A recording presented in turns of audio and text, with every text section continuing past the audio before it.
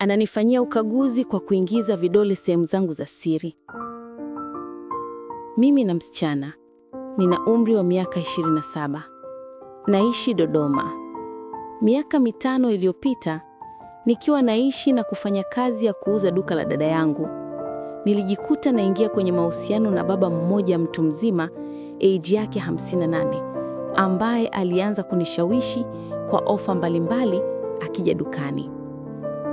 Mwisho, nilijikuta nikiingia kwenye mahusiano naye. Alidai kuwa amenichunguza na kuona mimi ni binti mwenye tabia nzuri na anataka kubadilisha maisha yangu. Alinipangishia apartment na kunishauri nihame kwa dada yangu, na aliniahidi kunifungulia biashara. Kweli, alinipa mtaji wa kufungua saluni ya kike, na kabla ya kufungua, alinilipia ada nikasomea kozi ya ususi na urembo. Baada ya miaka kadhaa, maisha yalianza kubadilika.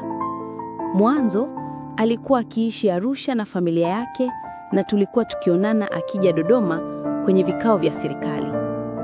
Cha kushangaza, akahamia kikazi Dodoma na tukaanza kuishi wote.